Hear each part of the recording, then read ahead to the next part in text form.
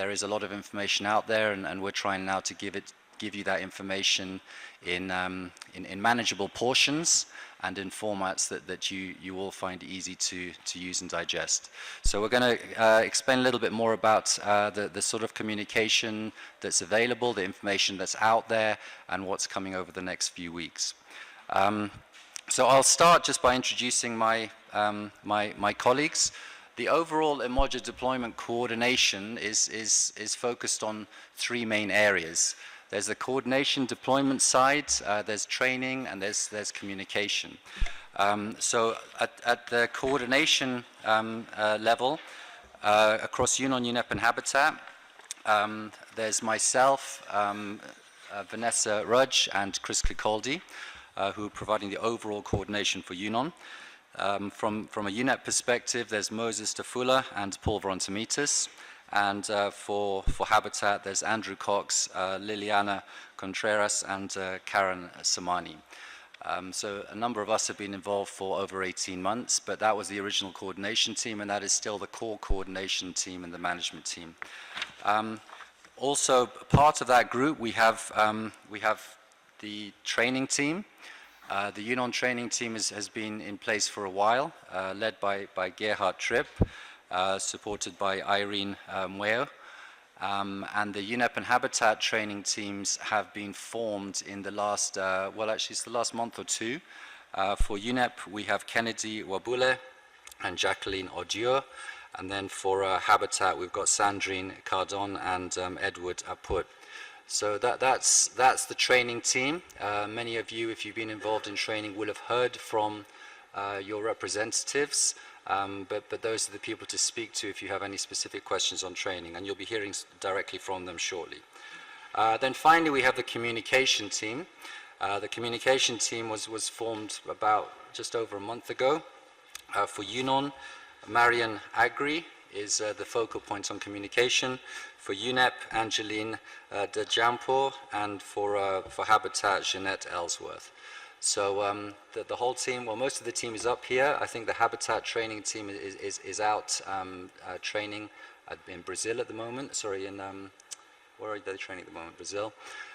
So they're not all here, but you'll be hearing more about the training plan for Habitat from Kennedy.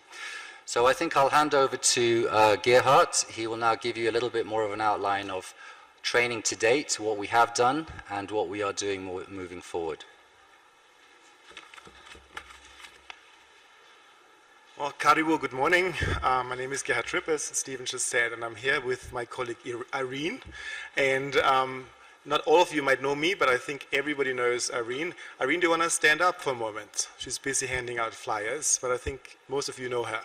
So she's busy right now. So in the meantime, I will tell you a little bit about training that has happened here in Nairobi. I will talk first about training to date.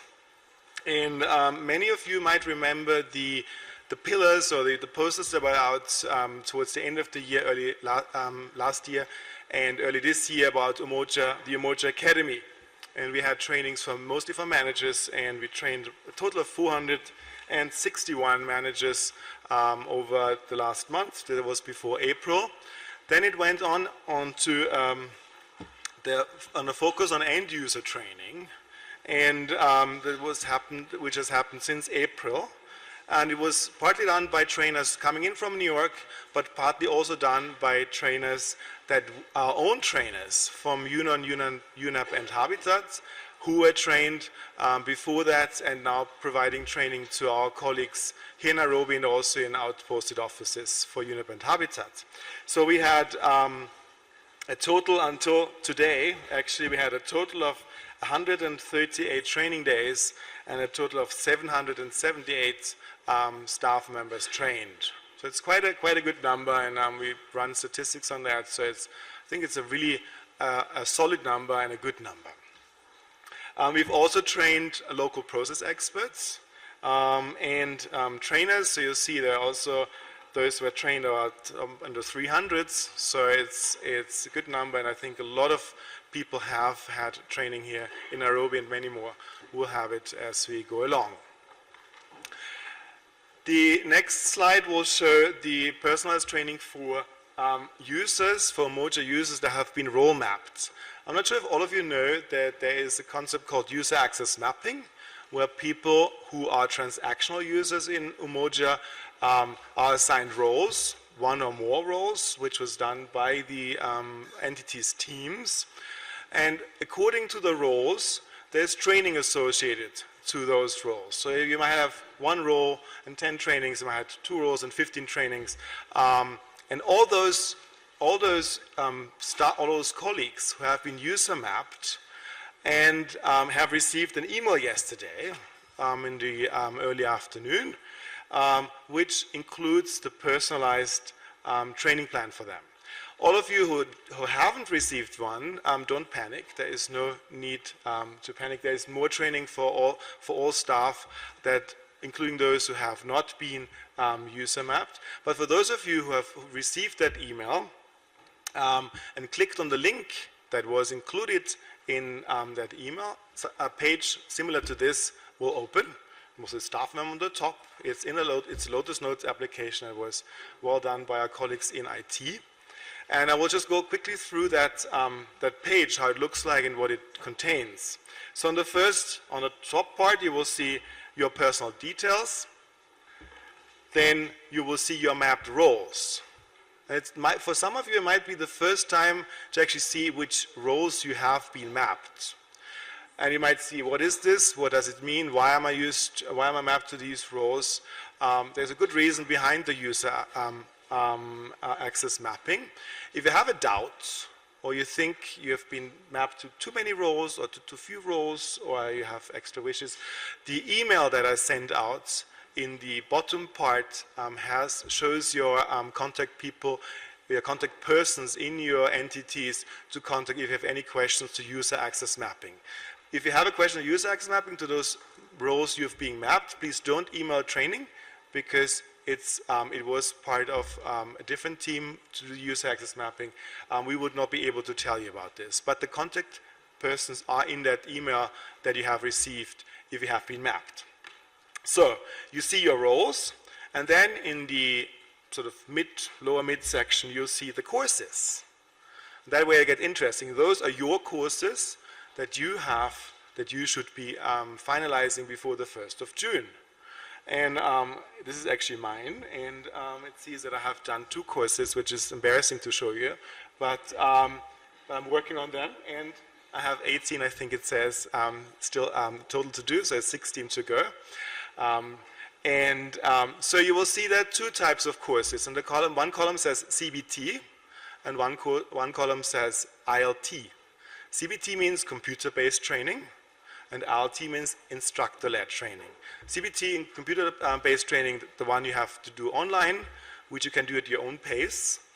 The email that we send out says, start as soon as possible, because some CBTs, some online courses that are all done in Spira, can take a few hours, so it might take some time. The ILTs, the instructor-led trainings, they are less. You'll see there's a smaller number on the lists, are done by us in the classrooms, and you will be invited to them. So for the ILTs, there's nothing you need to do.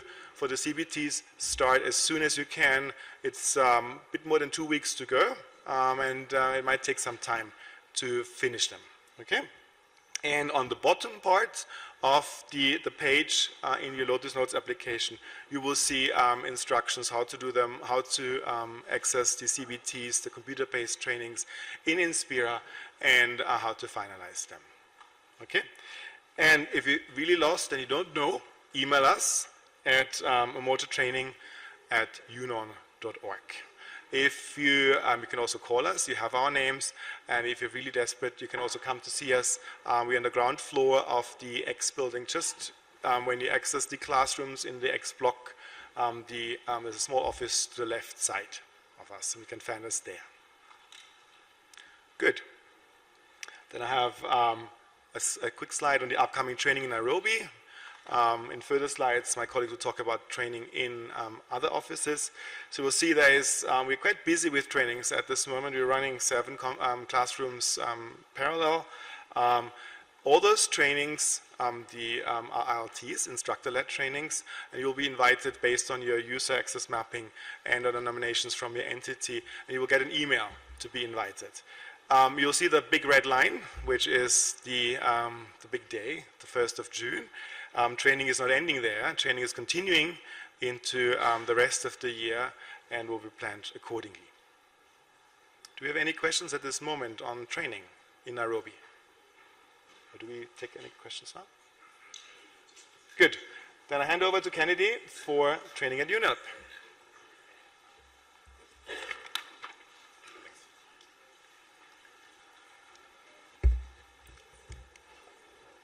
Now, complementary to what UNON is doing for the training, we also have a plan for our outposted offices, and I'm going to speak on behalf of both UNEP and Habitat. Our Habitat colleagues are currently out in Rio and in Fukuoka also training. So basically, to cover UNEP and Habitat, the Nairobi Deployment Board, who the executive directors are members of, focus on one plan to cover 3 areas as far as outposted offices are concerned, right? And this is basically how they get their money, how they manage the money, and how they spend the finances. So the 3 broad areas are the grants and projects, funds management, and source to acquire. So for all outposted offices, for UNEP and Habitat, these are the 3 areas that we're going to be focusing on. Now, we have built capacity almost more than a year ago. I'm sure you've all heard about the Umoja Academy, where we trained senior managers, middle-level managers, local process experts, but also we trained trainers to build local capacity in the various areas we have representation. So now the local trainers are now being put into action to perform these trainings. And we have about 6 areas that we're focusing the training on. We have in North America, with the largest numbers for UNEP, are in Montreal, and we're covering the 3 pillars: funds management, source to acquire, and FM. So we have trainers who we're deploying. Some of them are already in Montreal, so they will obviously take over. In Europe, we have 2 large duty stations. We have Paris and Geneva. In Paris, we have, once again, grants with a TTT, a trainer there. We have funds management and also source to acquire. The dates, as you can see, several of them have already begun and will continue up to deployment. Geneva, where we arguably have the largest numbers, we are training almost 100 people in this particular station, once again in all the areas. Once again, you can see we're deploying our trainers there, some already in Geneva and some from Nairobi and Montreal. Bangkok, we have ESCAP, and that's also taking place. In Nairobi, I think Garrett covered that, so I won't touch that, but that's been handled by Nairobi. And we also have Latin America, and in this case, Panama, the largest duty station, and that's where we have been training. So in all these 6 locations, we're having the trainings happen almost simultaneously. From last week, I believe, up to the deployment dates. Now, obviously, we're working very closely with Habitat, all right, so we don't duplicate resources. And Habitat also had a couple of trainings happen in New York, North America, in conjunction with OCHA. In Europe, in this case for Europe, we're having the same training in Geneva and Paris. So we're more or less teaming up on that. In Asia, as we speak currently, they're wrapping up the training in Fukuoka. About 2 weeks ago, they had the training in Beirut, and they managed to train the whole of the Middle East area. Once again, Nairobi been handled by Garrett and his team, and finally, I believe it's in Latin America.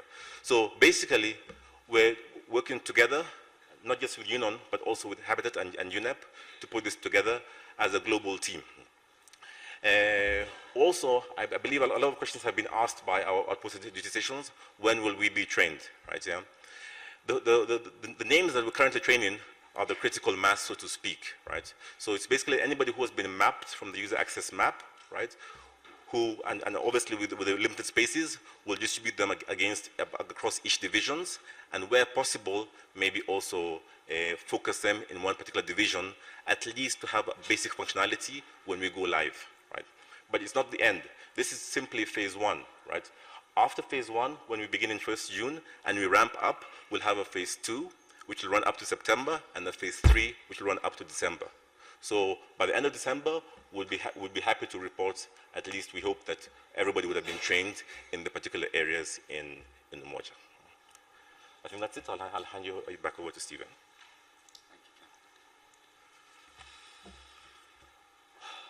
Okay, so just before we move on to a little bit more about communication and employee self-service training, so just so that you're all clear, training started sort of August of last year. The first focus on training is what the New York Umoja team called the Umoja Academy. And the purpose of the Umoja Academy was to build up expertise at the transactional level and also the middle management level. We had detailed LPE, local process expert training through the Umoja Academy in October, November, December, January and February. Intensive training, and I think Gerhard has shown you the sorts of numbers. Following that, there was then train the trainer in certain key areas. So the concept from Umoja was that they come here with a team, they train a number of our staff, UNON, UNEP and Habitat staff, and then it's our responsibility to train the rest of our teams. So train the training was mainly completed during February, March and April, and what we're really focused on now is end user training. Now all of that is still focused on transactional users. So by transactional users, you heard from Ken, the focus in our posted offices. The transactional areas we're looking at is funds management, projects and grants, and source to acquire. All of those are transactional areas, and you have transactional users who need to run the functions in Umoja against those areas. There are some other transactional areas, such as HR and travel. The approach for HR and travel, because the functionality, final components of that functionality were only completed recently by New York, that training is happening as we speak now. So the HR and travel functionality is being trained only in Nairobi, not in our posted offices. UNEP and Habitat will have representatives in Nairobi trained in those functions, but as Ken outlined, the training plan doesn't stop at the end of June. That's just the first phase to ensure we have enough people trained to go live. There will be an ongoing training until the end of the year.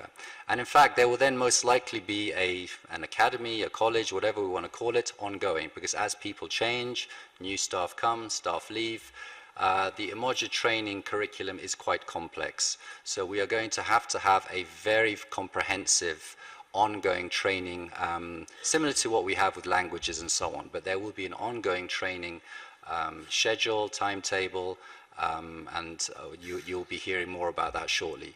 But for now, we have up until June. As Ken said, we then have probably from about June to September, and then we have September to the end of the year.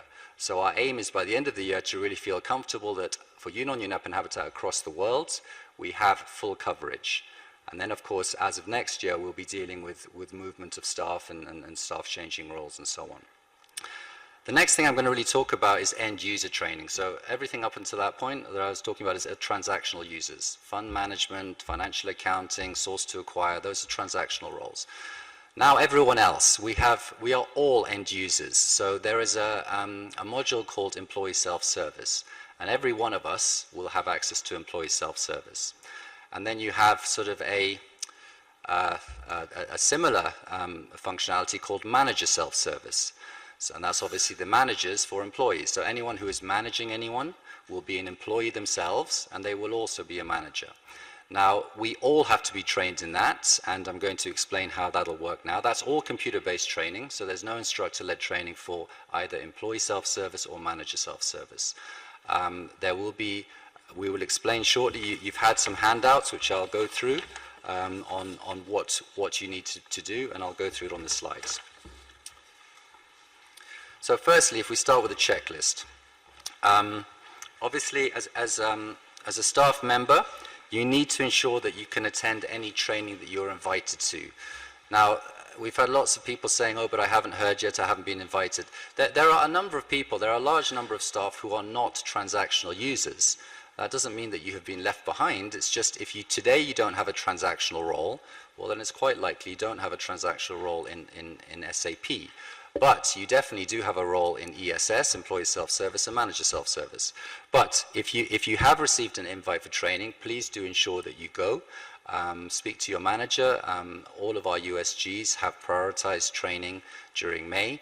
So even if you do have other operational requirements, please do talk to your manager and obviously the training team to try to prioritize training during May. We're then going to go through what you do to train up on ESS and MSS. I'll show that on the next couple of slides. You need to find out who your focal points are, and you'll be receiving more information on this as well. So I mentioned that the local process experts, we have well over 200 or 300 local process experts across our 3 entities. We will be circulating information about who your local process experts are, whether it's for your office, your division, your floor, your area, and the first level of support, which I'll go into in a moment, is that you talk to your local process expert. You also have focal points. So we have ESS focal points and MSS focal points. Those are sort of the more expert, like HR practitioners, etc., who have had detailed training on this. Although you're all end users of ESS, there are focal points to help you. So there will be information circulated in the coming weeks about who are your focal points, who are your local process experts, who are your ESS focal points. So there is someone you can speak to. And we are hoping that a lot of initial frontline support issues are dealt with sort of at that working level, even before we have to start raising support tickets. The next thing you've got to make sure that you do is activate your Unite Identity account. Most of you should have received an email about this. Please don't think that it's spam. It is an important email. If you receive an email to ask you to initiate or activate your Unite Identity account, that is the main initial access into SAP. There are 2 steps of access, and you will see a 2-sided sheet here. I don't know if we had enough for the whole room, but we'll be making this presentation as well as the 3 documents that were at the front of the room accessible to all, and some information will be sent out about that shortly. So what this explains to you is how you access, if you're a transactional user, what the steps are, how you initiate your access and what the steps are and what are the links. On the other side, with the green header, it shows you how to access employee and manager self-service. But again, the steps are fairly similar. So activating your Unite Identity account, you still have to go through those same initial steps. Okay, the next thing is ensure that your information in Sphere is up to date. I think there's been communication from HR about this for a while. But please do make sure your current data is all up to date. I think, in fact, the deadlines are probably just about passed for that. Any travel and requests, travel requests and leave requests should have already been completed. Familiarize yourself with Umoja help, etc. And ask your manager about change discussions. Well, I'll explain to you more about how you're going to get information shortly. But there are lots of people who can help, lots of people who can give you clarification. We'll provide you all the names, but you should never be in a situation where you don't know who to ask for help or for information. Okay, so getting to the sources of information. There are 3 main links up there. The main Umoja website, which has been live for well over a year and a half.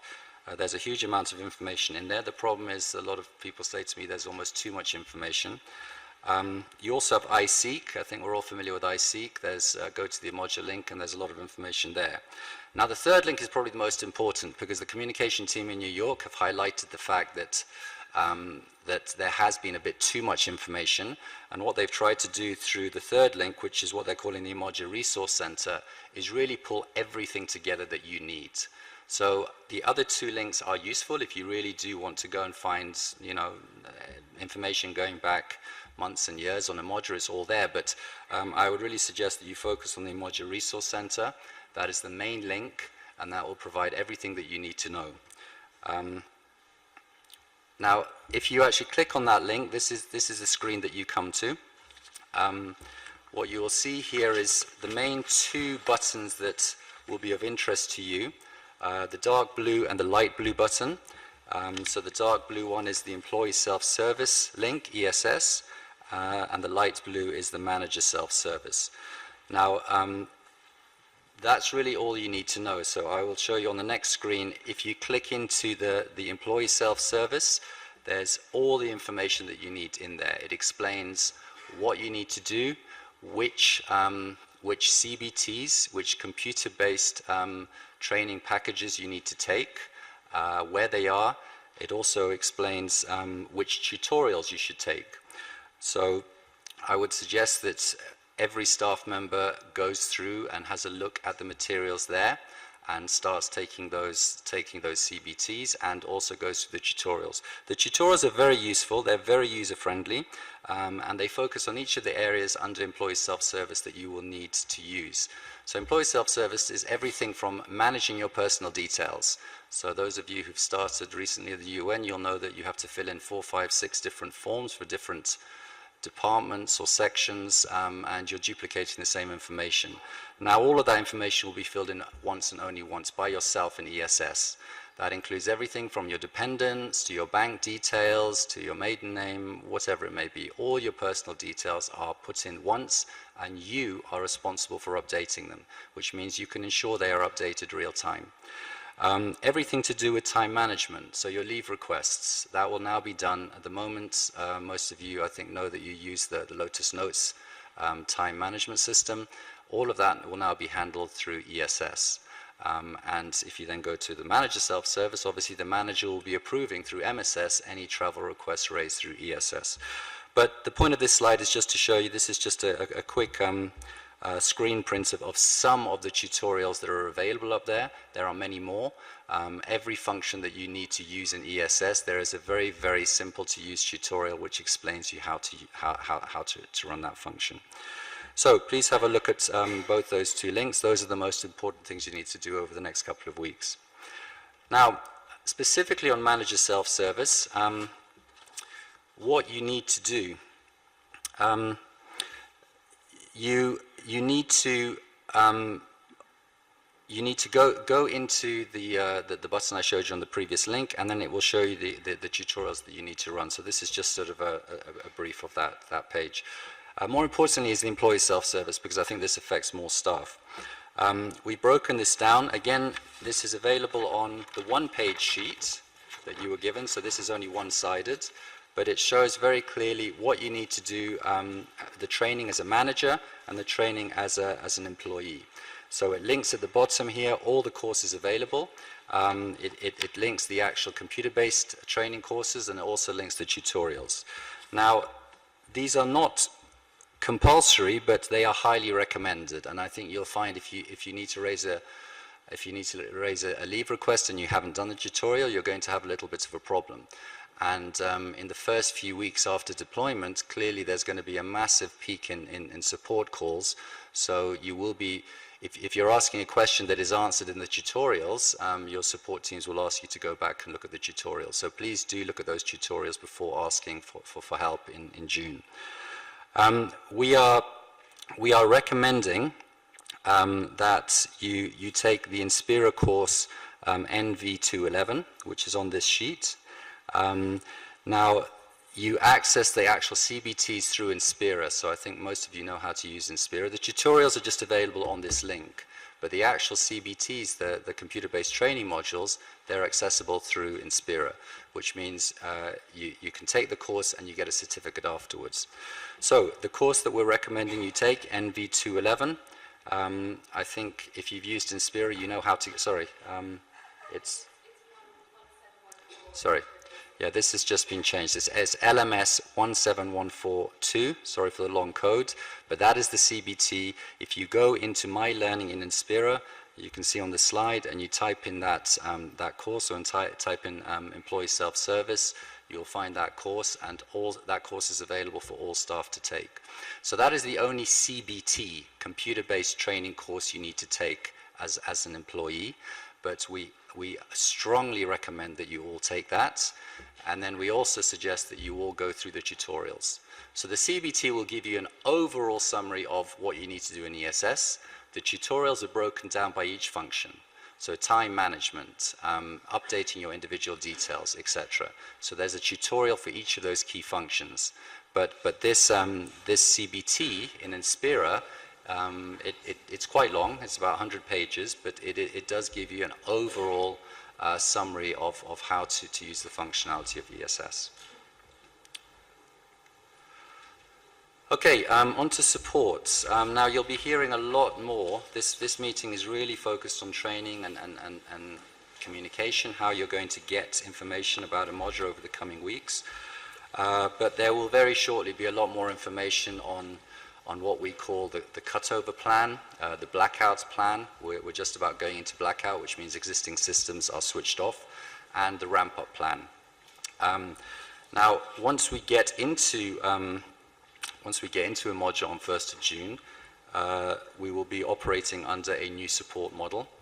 As I mentioned earlier, the first step for all staff will be to refer to their local process experts or their focal points in ESS, and you will individually be, we're not going to send out a list of 300 names, but through UNON, UNEP and Habitat, whether it's by floor, by division, by unit, we will confirm how best to get that information out to you, but we will provide you with the sort of the first point of call to ask those initial questions. How do I do this? I've forgotten how to do that.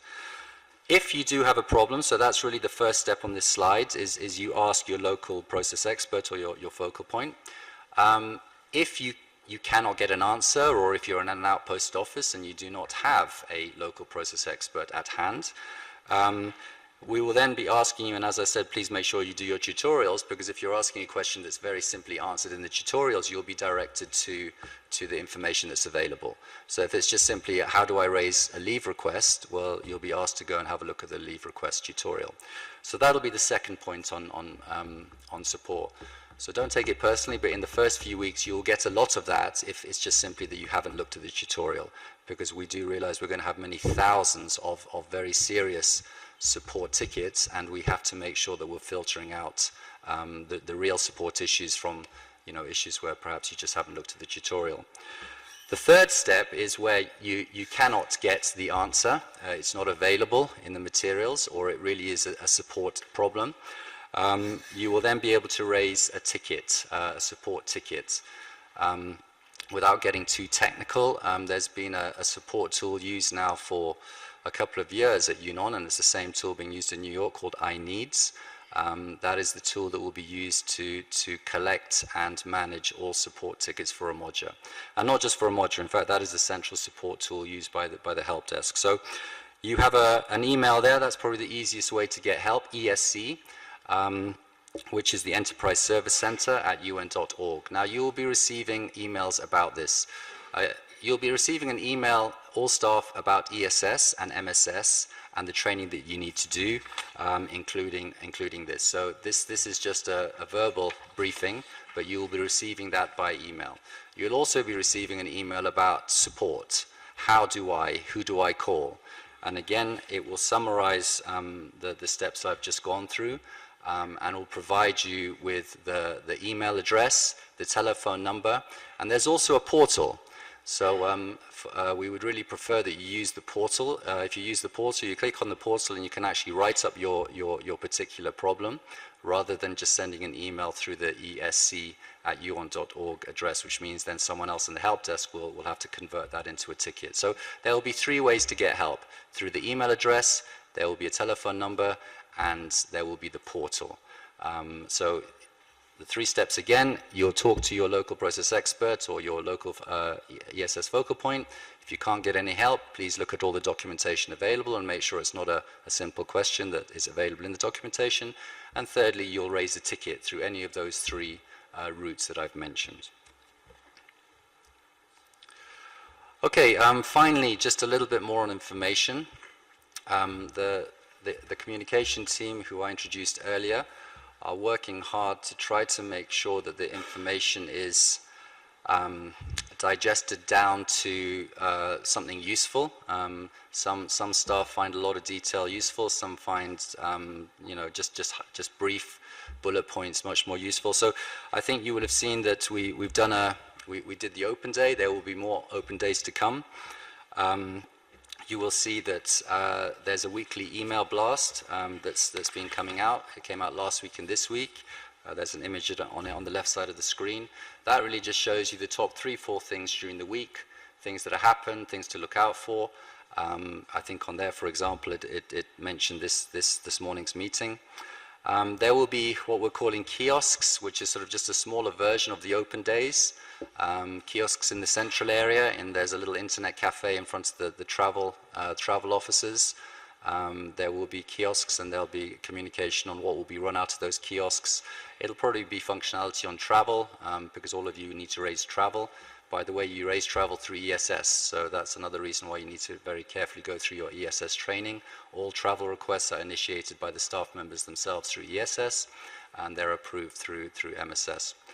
There will, as I said, there'll be an additional open day, date to be confirmed.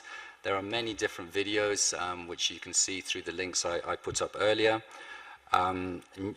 Umoja also publishes, I think, every Thursday, what they're calling Umoja Thursdays. You would have seen that through iSeek. Very useful articles there. If you click onto that link, it'll also take you back to the same 3 links that I've put up. There are many different links, Unite Connections, forums, blogs, etc., also available up there. So I hope that the communication team will be able to give you enough information, the right information at the right time. There will be quite a lot in the next few weeks, just because there's a lot of information to get out there.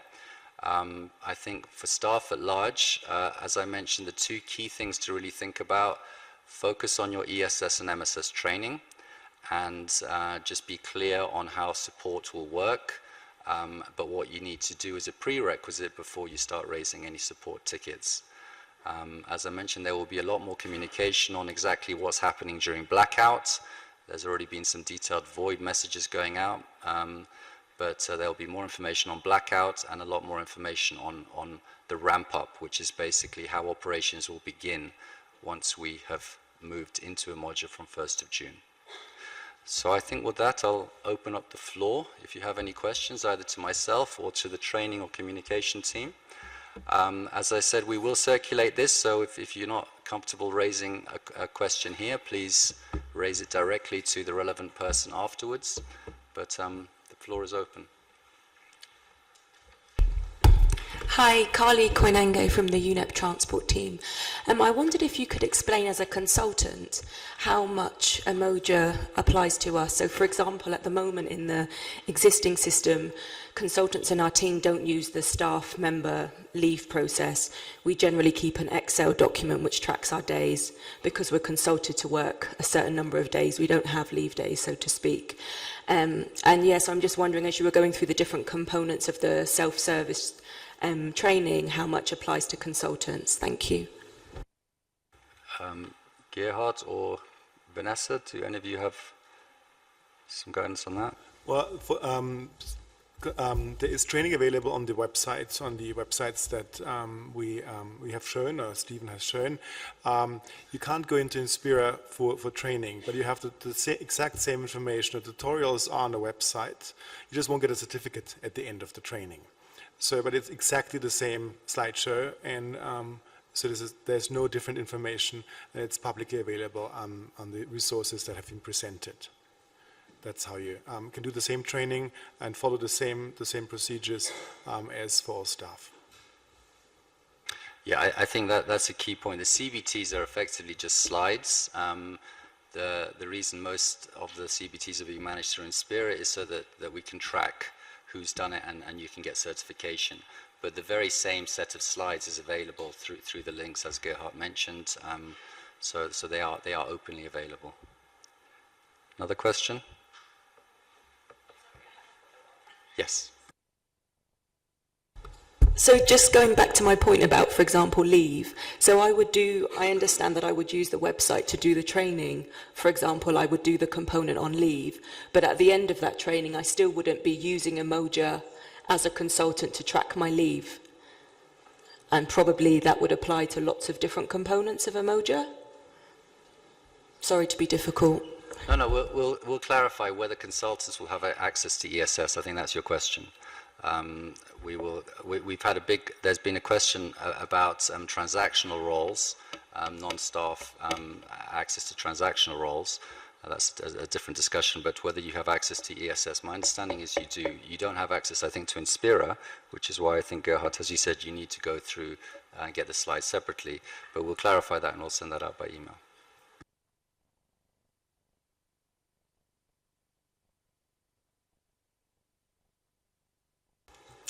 Good morning. My name's Christina Edwards, and I'm from the interpretation section, so it's a bit in the same area of questions. As you know, we recruit a lot of freelance interpreters, and some of them are from outside Nairobi or need to travel on mission. Who would be responsible for raising their travel requests? There is an on-behalf travel function, so specifically for conference services, handling lots of delegates coming for meetings who are clearly not staff, and also handling travel for non-staff. There is an on-behalf travel function, which any office that deals with conferences, etc., or areas such as yours will have access to that functionality. But the focus is that is really only used where you have sort of a non-staff member who does not have access. There is a very big push, even for fairly senior management, to ensure that they do their own travel through ESS. But there is definitely an on-behalf service, and that is available in areas where you are handling large volumes of travel, etc., for other types of staff. Other question? Yes? Good morning, everyone. My name is Petronella. I'm one of the interpreters as well. I speak a few languages. I don't speak Umoja as yet.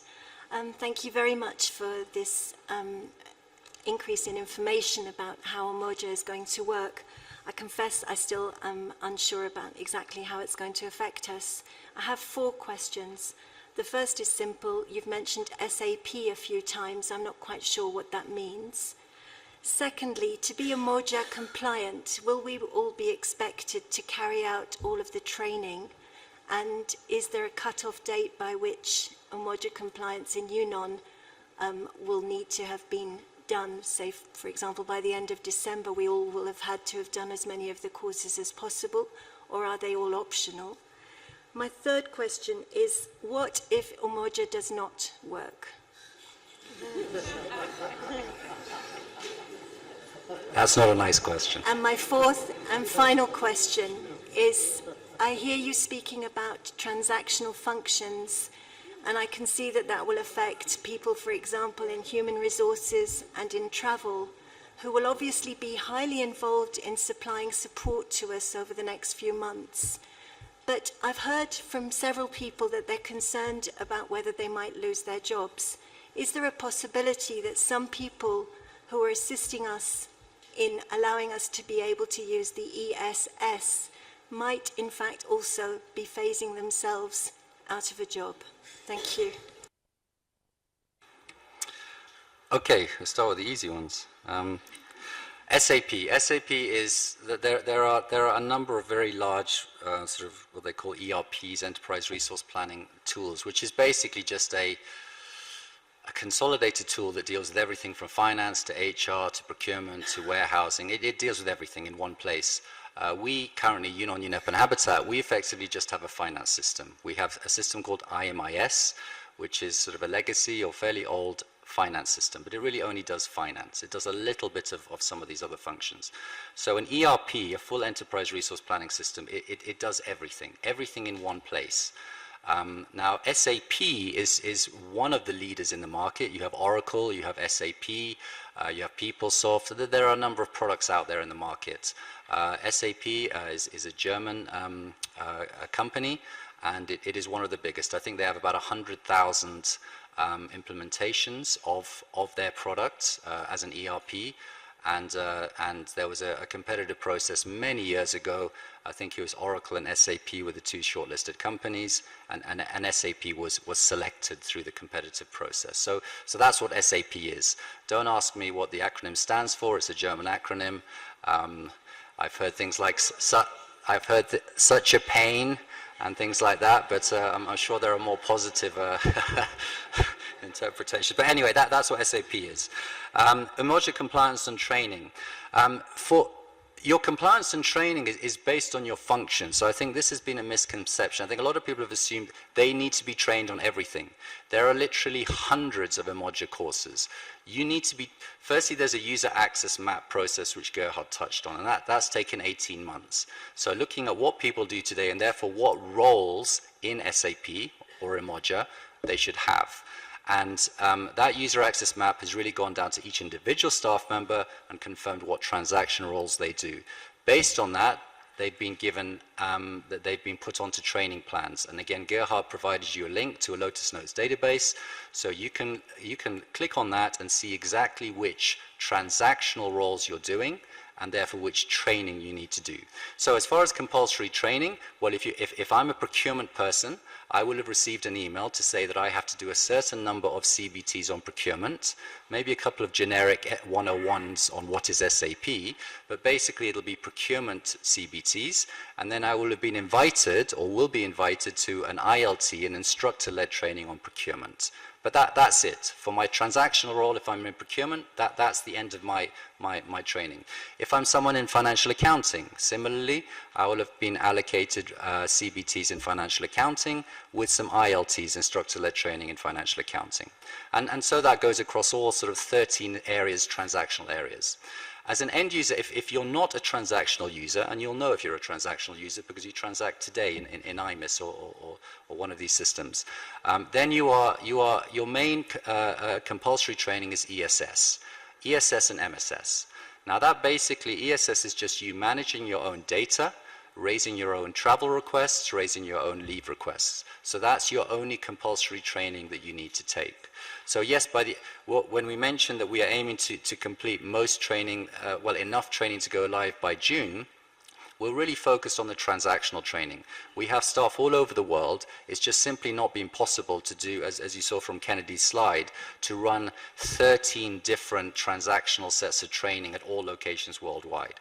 We focused on the top 3 that probably cover 80% of what outposted officers do. But we still need to get travel training out there, sort of, HR practitioner training out there. But that will come later. So that's what we're focusing on after go live. But for everyone in this room, I think if you're Nairobi based, your compulsory training will all be done by the time we go live. And if you don't have a transactional role, just please follow the slides as I mentioned and make sure you do your ESS and your MSS if you're a manager. What if Umoja does not work? Well, it will work. It will probably be very painful. I mean, this is just the way ERPs go. There has been a huge effort, and especially over the last 3 months, those of you who are not directly involved, there was the establishment of a Nairobi deployment group, which was a combined UNON, UNEP, and Habitat deployment team. We have up to 60 people working full-time in the room, the ground floor of X Block. We have people working 24 hours a day, and they really are working 24 hours a day on shifts. And the effort and the focus has been incredible. So it's tight. We have the USGs meeting every single week. They're now meeting twice a week. They're looking at scorecards on how many allotments are outstanding, how many receivables. They're looking at real detail, but there is a procedure in place. We've got a lot of people in place, a huge amount of work. We have no doubt there are going to be challenges, but there are contingencies. Even during the blackout period, we have contingencies on how to still raise transactions while we are migrating into the new system. But I think once we go live, the focus will be to fix any problems there are, not really to contemplate how to go backwards. And then the final question you had about losing jobs, I think this has been raised at almost every large forum. I think the USG for Department of Management, Mr. Takaso, addressed this. The question was raised when he had a town hall a few weeks back. There is, as far as I'm aware, there is no plan to cut jobs. Peacekeeping went live in November 2013. And as far as I'm aware, we have UNSOA on this compound. As far as I'm aware, there have been no cuts in jobs. There have been some changes in the way things operate. So in some areas there is more work, in some areas there's less work. So yes, in some cases it's been about retraining or adjusting the way people work. But definitely, as far as I can see in peacekeeping, there has been no major change in actual jobs. There has definitely been a change in what people do. A lot of things are automated, but in fact, although it's automated, it doesn't necessarily mean work goes away. Unfortunately, in some cases, there is more work. SAP is a very data-hungry system. It works very well if everything is input correctly. We've been working on a very manual basis at the moment. You can just do things without having all the right data in the right place because it's very manual. Unfortunately, in a highly computerized and integrated system, everything has to be in there. So I think what we have seen, and we've heard from our peacekeeping colleagues, there's actually a lot more work in a number of areas. There's simplicity and improvement in other areas, but you know, it's all a balance. So I think simple answer to that is I've seen no evidence since November 2013, and I work very closely with my colleagues. We help support them go live, and so yes, I definitely don't see that is the purpose of Umoja at all. It's about moving from a legacy, very old system that quite honestly we've outgrown into a much more dynamic system that allows us to do a lot more. Yes. Thanks, Steve. Mick Wilson from UNEP DIWA. Do we get paid this month? You get paid tomorrow. So the payroll is being run tomorrow. I'm not sure if it's probably tomorrow night, but it is being run on the 15th. And again, that's part of the whole planning to sort of make sure that the back end of the month is clear. A number of you will have seen ramped down emails. Many things have been brought forward. I think the transactions in April across UNON, UNEP and Habitat were 3 times a normal month. Travel requests, getting money out to implementing partners, we saw 3 times the volume. So I think everyone seems to be planning not for go live, but for the apocalypse or something. I don't believe it's going to be that bad, but we have plans. We are doing payroll tomorrow. There was a question about whether to do a double payroll, and this was decided at the New York level, and it was decided no. A payroll will be done early in May, so mid-month in May, and then there is plenty of time to deal with the June payroll once we go live. So yes, you will be paid, but check your bank slip. Other questions? Henry. On the, yes, we get paid tomorrow, but we got everybody bear in mind that the next paycheck will be coming out of something called like the local bank. The U.S. dollars will be paid out of there, but that we may not be paid, which is normal, till the end of the month in June, not the 15th of June. So. No, it won't. The 15th is only for this month. Next month it should be very similar timing to normal. So I believe, I don't have the exact date, but I think it's around the 25th, 26th. I think there will be a communication on the exact pay dates. There was some concern because New York are paid on the last day of the month, but my understanding is the schedule from June onwards is around sort of the mid-20s, but we are getting an exact schedule. And we will be able to communicate that so that you know what date. But the point about house banks, that is something that should not should not impact you at all. There's a different mechanism. We no longer have this multitude of different bank accounts around the world. Per country we have one. That's part of Umoja, and that goes live from June. But that doesn't affect anything to do with your pay. You may be paid from a different account, but it's not visible to you. Other questions? I think we may be running out of time. Yes. Okay, what we will do is we will, at the comms team, I think we'll confirm how all this information will be made available to you, but it will be made available to you this week. The first 3 slides, sorry, they're a little bit difficult to read, but those are the actual names of the people, the coordination team, my team, as well as the communication, the training team. So please contact them directly if you have specific questions that were not answered here. Please do take advantage of the kiosks of the open day, and my main plea is please do complete your ESS training and your MSS training. If you're a manager, it'll make all of our life a lot simpler if you're not raising questions like how do I do a leave request, which is very clearly explained in those tutorials. Thank you very much for your time.